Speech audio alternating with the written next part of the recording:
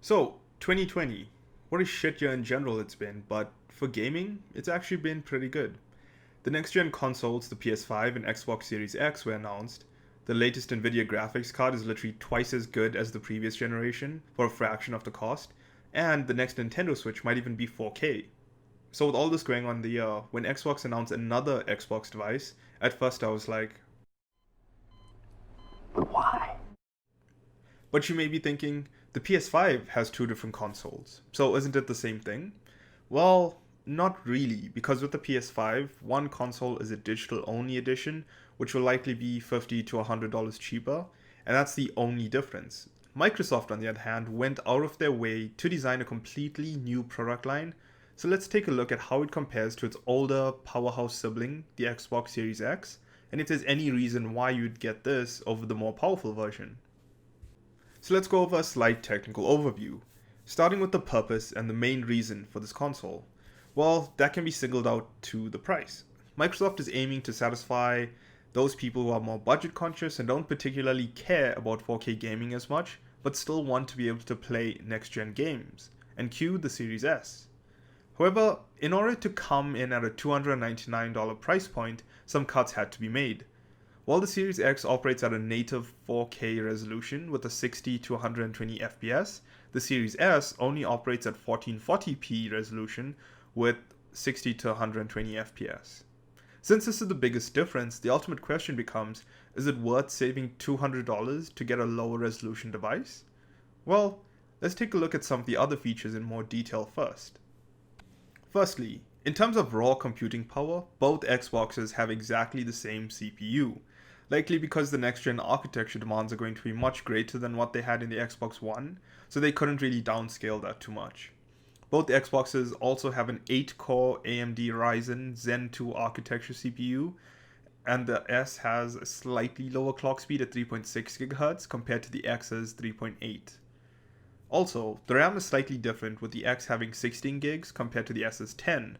It is less than the amount seen in the One X, but given that the CPU and GPU are much more efficient in the next gen, even if the Series S has to upscale to 4K from 1440p, 10 gigs should be more than enough. Next, we have the thing that everyone cares about, the GPU. So, the good news here is that both consoles have AMD's RDNA 2 architecture GPU, however, there are some power differences. The Series X has a 52-core 1.83 GHz GPU with around 12 teraflops, which is actually even better than the RTX 280 Super. But the S, on the other hand, has 20 cores at 1.57 GHz with only 4 teraflops. So if you're thinking, isn't that less than the 6 teraflops seen in the current gen Xbox One X? Well, yes. But the thing about teraflops is that they're not all created equal, because it largely depends on the surrounding architecture of the GPU and how efficient the teraflops can be utilized. And in this case, it's a massive efficiency gain with the Series S set to have a 3 times faster GPU than the One X. So even though it has less teraflops, overall it's going to be a better experience. The S's GPU is definitely a step up, since you'll be able to have ray tracing, more detailed shadows, and just a better in-game detail with more shaders. It's obviously not going to be as powerful as the Series X, but it's definitely good enough for 1440p gaming. The S is 60% smaller than the X, so much so that it could actually fit literally within the X, but a large part of this is also due to the S not needing as much cooling management as the X, which allowed them to really trim up some of the fat. I, for one, really like the much sleeker design, and I actually think it looks better than the Series X. In terms of storage, they will both have PCI Express 4.0 SSDs, but given that 1440p games are way tinier than their 4K counterparts, as well as the console being physically smaller, the S only has 512GB of built-in storage compared to the X's 1TB. But not all is lost, because you can still expand your storage by 1TB if you really need it, plus you're getting the same data speed as the Series X. Maybe even better because there's less data to load with 1440p gaming. However, I wouldn't count on this because games would likely be optimized for 4K resolution. The other change in the Series X was that the disk drive was being removed, just like the digital edition of the PS5. But given that this is 2020, when was the last time people actually used discs? I found that there wasn't really a benefit in getting my car, driving and going to the store to pick up a game, because I for one didn't have to worry about it being sold out, And 2, the digital versions seem to go on sale much more frequently. The only real benefit I see to being able to play physical copies was if I was going to buy a used game at a much cheaper price. But other than that, assuming you have decent internet, digital seems to be the way the world is going, just like headphone jacks and smartphones. Initially, it'll be annoying, sure, but after a while, you'll barely even remember it was there. And now, finally, we come down to whether or not you should actually buy the Series S. From a hardware standpoint, we saw that the S isn't actually that bad, and you should be able to handle 1440p gaming with high frame rates with no problem. But there's some things that just make me not so fond of this device, where I just don't feel like I should recommend it. Firstly, its purpose. I'm still trying to figure out exactly who the Series S would work best for. Because I thought, okay, yeah, sure, it's the budget gamers, and people who want that next-gen experience but don't want to pay the full price. I figured this would apply to some of the developed countries, but given that there's a larger middle class, most people would likely be able to get the full Series X. But you'll still have some people buying it, sure. So then I thought, okay, most of the people will generally come from developing and poorer countries then. But see, the thing is, a lot of these countries don't have the best internet, and they generally depend more on a used game market as a way of saving money. I know this because I was from one of these countries.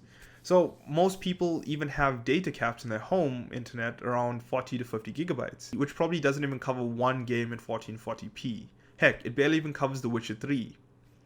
Plus, without the disk drive, people from these countries can't really buy games physically and access the used game market, so they're pretty much forced to go for the X anyway. Secondly, the timeline. Sure, in 2020, 1440p doesn't seem bad, but keep in mind that consoles kinda only come out every 7 years or so.